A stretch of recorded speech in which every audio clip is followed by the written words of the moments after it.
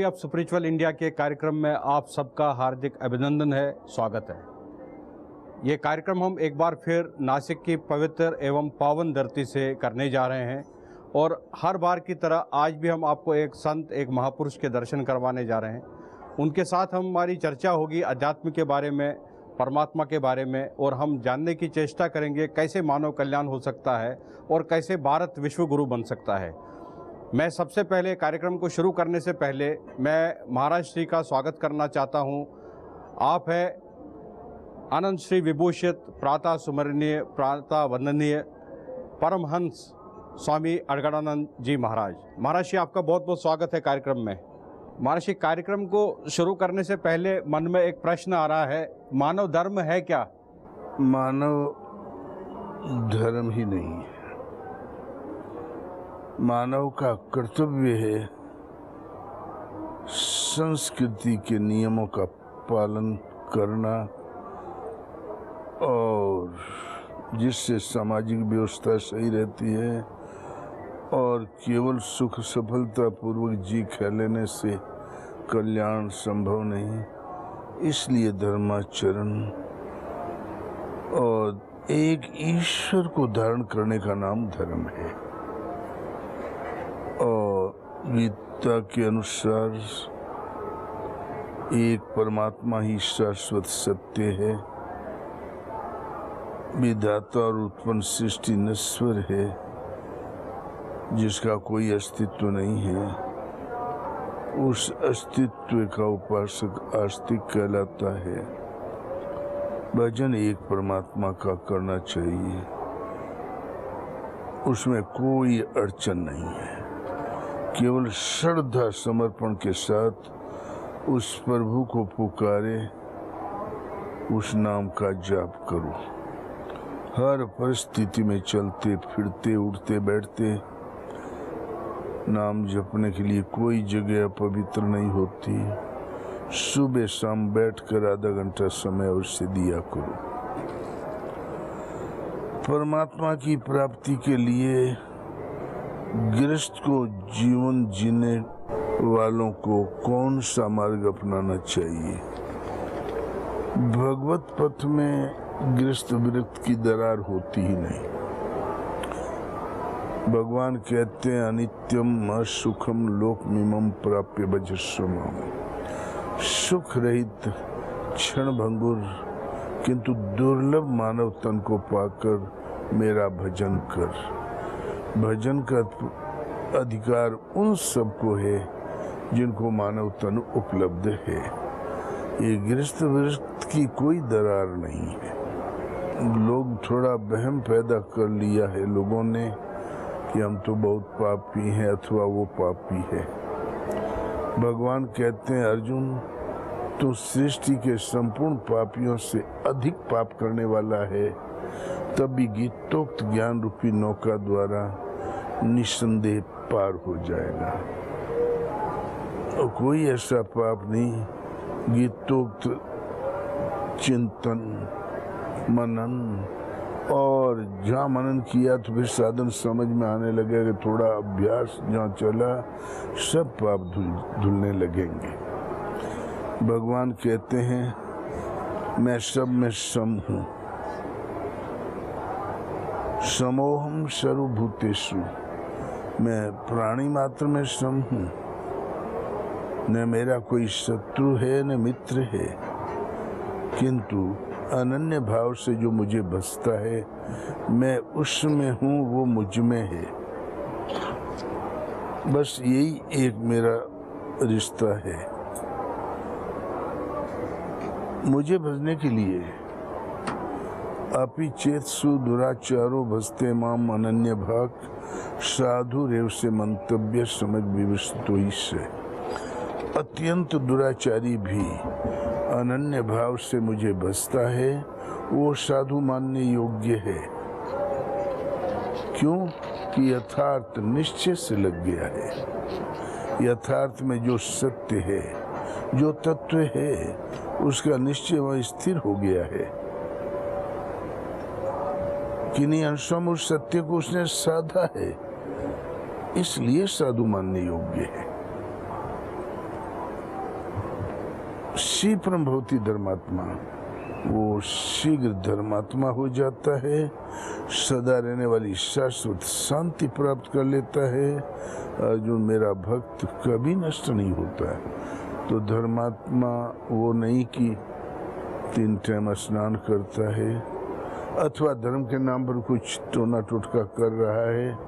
धर्मात्मा केवल वो है एक परमात्मा के प्रति दृढ़ निश्चय से लग जाता है, गीतोक्त विधि से नियत कर्म का आचरण करता है। भगवद गीता के अनुसार परमात्मा प्राप्ति के 3 मार्ग हैं। ये प्रवचनकर्ताओं ने काफी समय से 3 मार्ग बता रखा है, लेकिन गीता में केवल 2 मार्ग है, निष्काम कर्म योग और सांख्य योग। तीसरा कोई मार्ग नहीं। अर्जुन इस धर्म में युद्ध को नहीं करोगे, भगवान एक प्रत्यक्ष दर्शन है। इस युद्ध को नहीं करोगे तो स्वधर्म, कीर्ति, यश को खोकर पाप को प्राप्त हो जाओगे। वैरी लोग तुम्हें भय से उपराम हुआ समझेंगे, न कहने योग्य अपशब्द कहेंगे। इसलिए जित्वा वा भोक्ष्यसि महिम अत्वा वा प्राप्स्यसि स्वर्गम। जीतोगे तो महामहिम स्थिति प्राप्त कर लोगे, हार जाओगे तो स्वर्ग को प्राप्त हो जाओगे।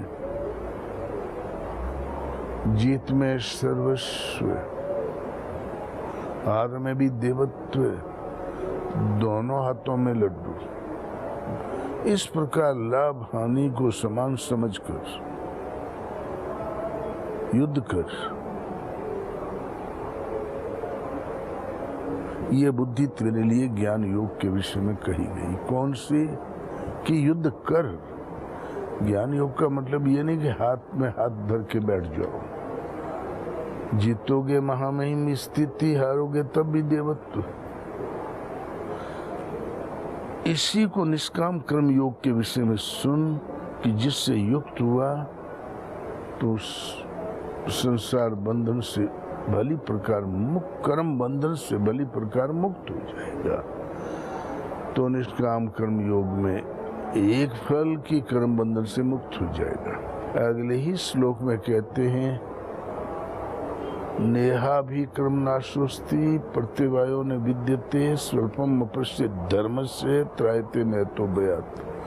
अर्जुन दूसरा फल, इसमें आरंभ का नाश नहीं। तीसरा फल सीमित फल रूपी दोष नहीं। चौथा फल स्वल्प अभ्यास पार लग गया तो महान जन्म मृत्यु के भय से उद्धार करने वाला होता है। आरंभ भर कर दो निष्काम कर्म योग नियत कर्म को, 2 कदम चलते बन गया और आयु के दिन पूरे हो गए तो अगले जन्म में जहाँ छूटा है देव योग से फिर आरंभ वहीं से उसी के बुद्धि संयोग को प्राप्त कर लोगे। फिर भजन होने लगेगा, इच्छाएं होगी कि स्वर्ग चाहिए वो चाहिए, मिलेगा, भोगने में आएगा और पीछे छूट जाएगा। फिर साधना यथावत चलने लगेगी। वो उलझा के नहीं रख सकता, सीमित फल रूपी दोष नहीं है। इसलिए अर्जुन स्वल्प अभ्यास भी, इस धर्म का स्वल्प अभ्यास महान जन्म मृत्यु के भय से उद्धार करने वाला होता है। इस गीतोक्त नियत कर्म का आचरण ही धर्माचरण है। 5वां फल बताया व्यवसायत्मिका बुद्धि रेके कुनंदन। इसमें निश्चयात्मक बुद्धि एक है, क्रिया एक है। तो बहुत सी क्रियाएं बताते हैं, क्या भजन नहीं करते? अविवेकियों की बुद्धि अनंत शाखा वाली होती है जो गिनी न जा सके। अनंत अनगिनत, इसलिए वो अनंत क्रियाओं को गढ़ लेते हैं, दिखावटी शोभायुक्त वाणी में व्यक्त भी करते हैं। उनकी वाणी की जिन जिन की बुद्धि पर छाप पड़ जाती है, उनकी बुद्धि भी नष्ट हो जाती, न कि कुछ पाते हैं। वेद के वाक्यों में अनुरक्त रहते हैं, वे जन्म मृत्यु रूपी अनंत परिणाम को प्राप्त होते हैं, मोक्ष नहीं। योग में निश्चयात्मक बुद्ध क्रिया एक, लेकिन ये भी नहीं बताया कि कौन सी एक क्रिया। आगे बताया व्यवसायत्मक नियतम कुरु कर्म, वो नियत क्रिया एक है, उस क्रिया को कार्य रूप देना ही धर्म है। तो अर्जुन ने इस पर प्रश्न कर दिया कि भगवान निष्काम कर्म योग में आगे बताया कि कर्म करने में अधिकार है, फल में कभी नहीं।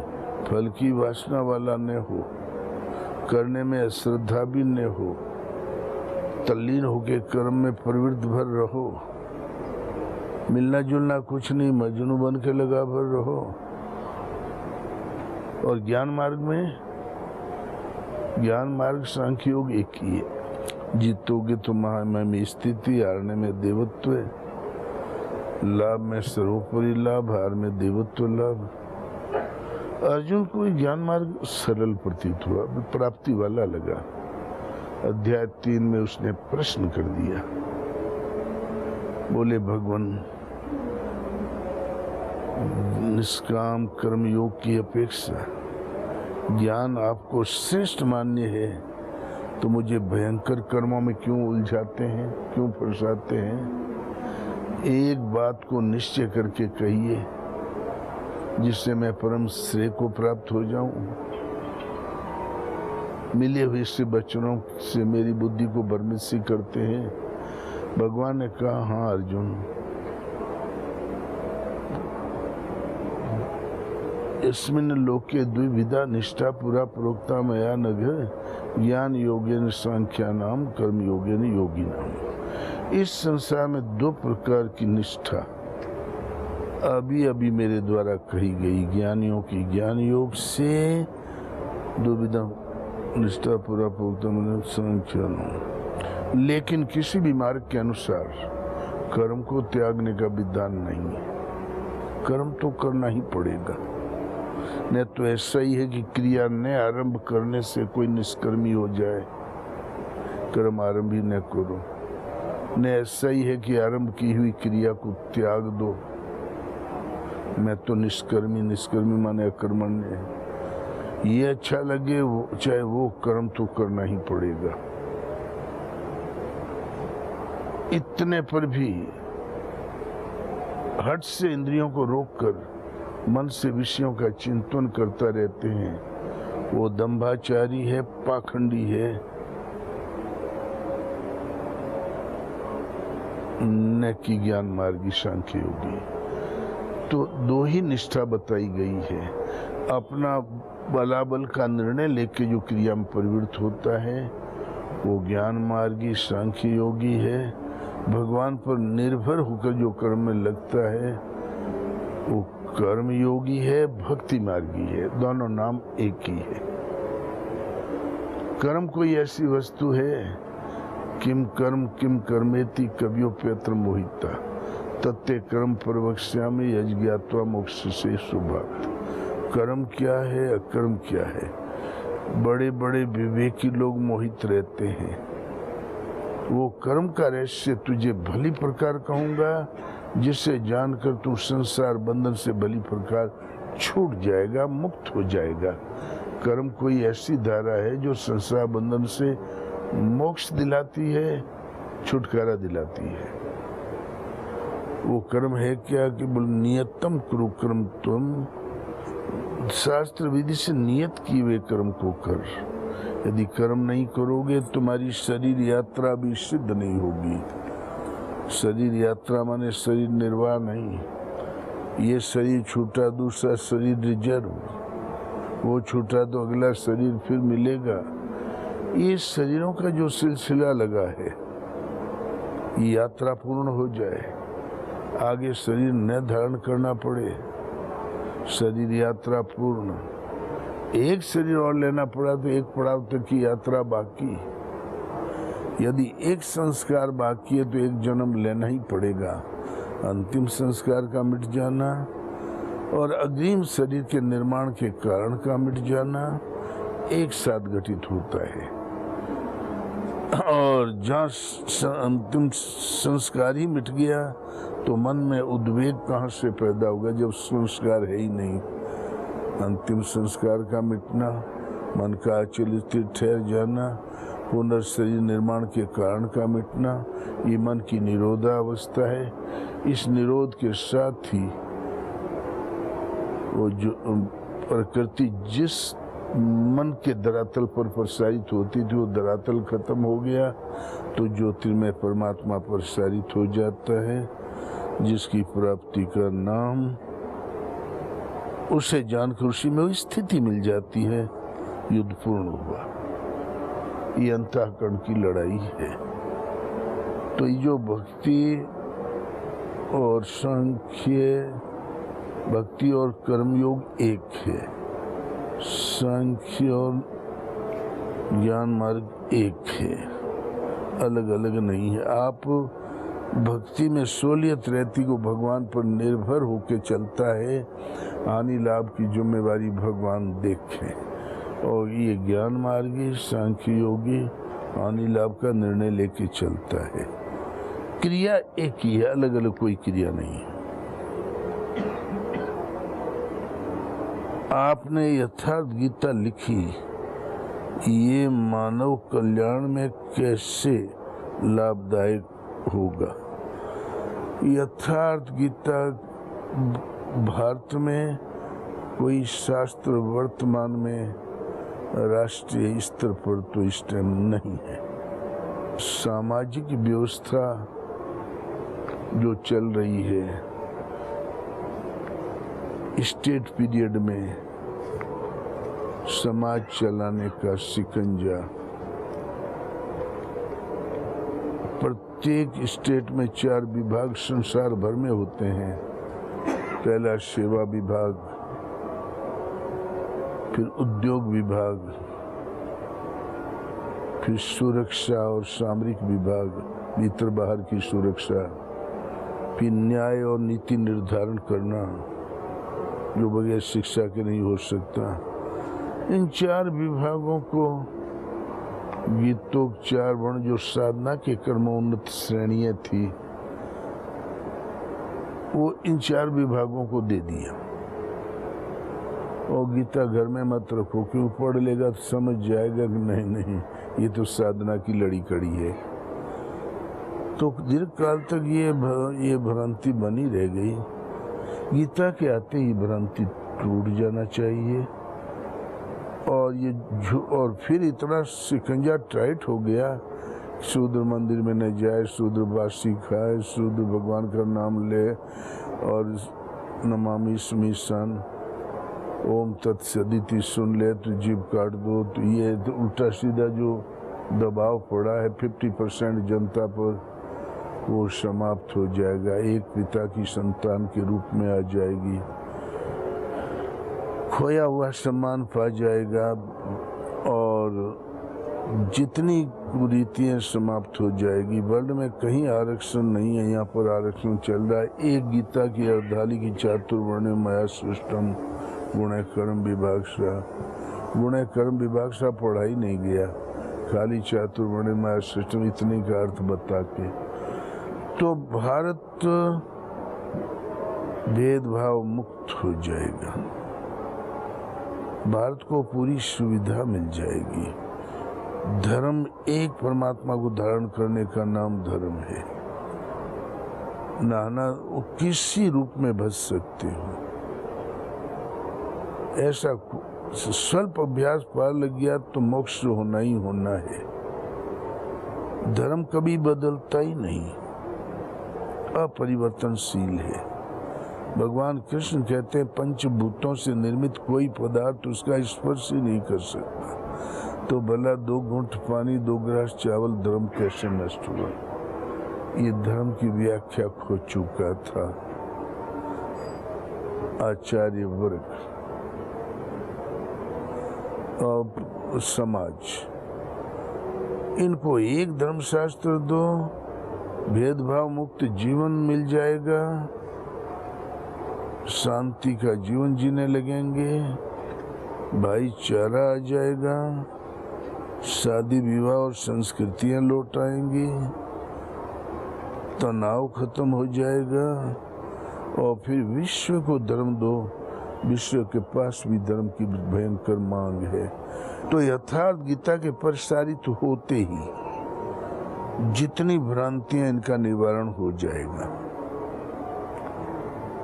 और धर्म क्या है, साधना किस प्रकार है, पालन कैसे करें, करने का अधिकार बच्चे बच्चे को है। और गीता के अनुसार मात्र 2-3-4 महीना जो अभ्यास किया तो भगवान हृदय से बोलेंगे, आकाश से बोलेंगे, ये भूत भवानी का भय सदा के लिए चला जाएगा।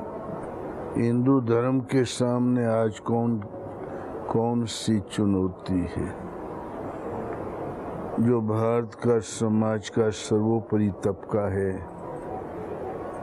स्वयं सेवक संघ और कुछ इसी स्तर की पार्टियां, ये हिंदू धर्म का ज्यादा ही दावा करते हैं। इनकी 64 सन में बैठक हुई थी कि हिंदू क्या है। तो 4 दिन की बैठक के बाद निर्णय ये निकला कि चोटी रखे धोती पहने वो हिंदू। फिर एक निर्णय और लिया कि जो अपने को हिंदू कहता है वो हिंदू। हिंदू का कोई प्रमाण पत्र ढूंढ नहीं सके। विदेशियों ने कहा ये मदेशिया से भटक के आए हैं बाहरी लोग, ईरान की पठारों से आए वो हिंदू, सिंधु में टिके सिंधु से हिंदू। तो इन लोगों ने प्रश्न को तो उलझा रखा है। आपको भी नहीं मालूम कि हम क्यों हिंदू।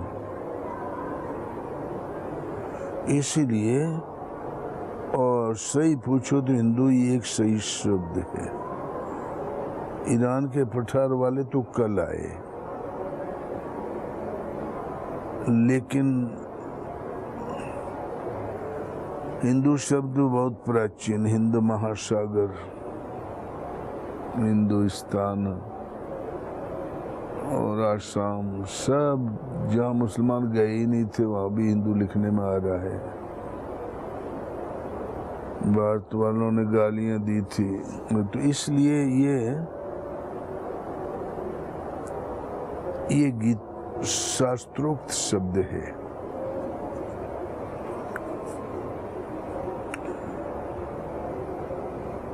भगवान के निवास स्थान का परिचायक शब्द है हिंदू। हर शास्त्र में ये शब्द भली प्रकार प्रसारित है। ज्योतिषांपि तज्ज्योतिषतम से प्रमुच्यते, ज्ञानम ज्ञेयम ज्ञानगम्यम हृदय सर्वस्य विष्टितम। अर्जुन, ज्योतियों का भी ज्योति,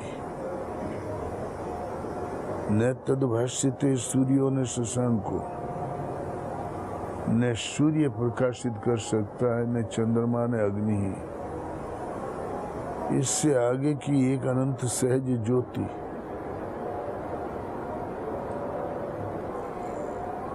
ज्योतियों की भी ज्योति, अंधकार से अत्यंत परे। ज्ञानम सर्वज्ञाता, ज्ञान गम्यम, ज्ञान के द्वारा आप सबके लिए सुलभ है। भला भगवान रहते कहाँ हैं? तो हृदय सर्वस्य विष्ठितम, वो सबके हृदय देश में समाविष्ट होकर सदा निवास करते, अर्थात भगवान का निवास आपके हृदय देश में है। दूसरे स्थान पर कहते हैं अर्जुन, जानते हो भगवान कहाँ रहते हैं? ईश्वर है सर्वभूतानां हृदय अर्जुन तिष्ठति भ्राम्यान सर्वभूतानि यंत्रारूढ़ानि मायाः। अर्जुन, ईश्वर सभी प्राणियों के हृदय देश में वास करता है। इतना समीप हृदय के अंदर तो लोग देखते क्यों नहीं? माया रूपी यंत्र में आरूढ़ होकर ब्रह्मवश भटकते ही रहते हैं, इसलिए नहीं देख पाते। तो ईश्वर हृदय में है तो उनको ढूंढने के लिए कहाँ जाएं? बद्रीनाथ जाओगे तो मिल जाएगा, केदारनाथ अयोध्या में मिल जाएगा। आपकी भैंस खो गई है इधर दक्षिण में लंका तरफ और ढूंढोगे चाइना में तो मिल जाएगा। अगले ही हमारी वस्तु खो गई है इधर पूर्व में ढूंढोगे मक्का तरफ तो मिल जाएगी। अगले ही श्लोक में भगवान आदेश देते हैं, तमैव शरणम गच्छ सर्वभावेन भारत तत्पश्चादात् पराम शांतिम स्थानम प्राप्यसि शाश्वतम। अर्जुन, हृदय स्थित ईश्वर की शरण जाओ। सर्वभावेन, थोड़ा भाव संकट मोचन, थोड़ा पशुपतिनाथ, थोड़ा बम्बा देवी, थोड़ी वैष्णवी देवी, थोड़ा कामाक्षा देवी। हम तो 12 आने भटक गए। मन तो एक है, उसके 12 कई जगहों में वितरित हो गई हमारी श्रद्धा। नहीं मिलेंगे भगवान। संपूर्ण भावों से, पूरे मनोयोग से हृदय स्थित ईश्वर की शरण जाओ। उसके कृपा प्रसाद से तुम परम शांति को प्राप्त हो जाओगे। तत्पश्चादात् परम शांति स्थानम प्राप्यसि शाश्वतम। उस निवास स्थान को पा जाओगे जो शाश्वत है। बस महाराज, तो आप थे अनंत श्री विभूषित परम श्रद्धेय परमहंस अड़गड़ानंद जी महाराज। आपसे हमने चर्चा की, हमने महाराज श्री को लिखित में प्रश्न दिए थे, महाराज श्री ने हर प्रश्न का उत्तर दिया। हम इस कार्यक्रम में आपको टेक्स्ट के माध्यम से हर प्रश्न को फ्लैश कर देंगे और आपको उत्तर मिलेंगे। महाराज श्री ने कहा परमात्मा की प्राप्ति के लिए 2 मार्ग है, एक है कर्म योग और एक है सांख्य योग। और सांख्य योग जो है वही ज्ञान योग भी है। महाराज श्री ने ये कहा कि इस भक्ति योग है और कर्म योग में ही भक्ति योग है, इसलिए ये 4 योग नहीं है, ये 2 ही योगों में महाराज श्री ने इनको डाला है, 2 ग्रुपिंग कर दी है। एक तो कर्म योग के साथ भक्ति योग को जोड़ा है महाराज श्री ने, और सांख्य योग के साथ में ज्ञान योग को जोड़ा है। महाराज श्री ने ये भी कहा कि एक श्रेष्ठ मानव तभी बन सकता है और भारत विश्वगुरु तभी बन सकता है जब हमारे जीवन में गीता का ज्ञान होगा। हर घर घर में गीता पढ़नी चाहिए, हमारे विद्यालयों में, विश्वविद्यालयों में, स्कूलों में गीता का ज्ञान होना चाहिए, तभी हम विश्वगुरु बन सकते हैं और मानव श्रेष्ठ बन सकता है। धर्म की एक जैसी व्याख्या होनी चाहिए। महाराज श्री ने ये भी संकेत दिए कि ये जो हमारे भगवत गीता है ये न सिर्फ भारत के लिए है, ये अरब देशों के लिए भी है, यूरोप के लिए भी है, ये अफ्रीका के लिए भी है और अमेरिका के उनके वैसे उन कंट्रीज़ के लिए भी है, क्योंकि हर मानव अपना कल्याण चाहता है। ग्रह पर कोई आबादी हो तो वहाँ के लिए भी भगवत गीता है। जो मानव अपना कल्याण चाहता हो उनके लिए भगवत गीता आवश्यक है। कार्यक्रम को समाप्त करने से पहले मैं महाराज श्री का नमन करता हूँ और महाराज श्री को धन्यवाद देना चाहता हूँ।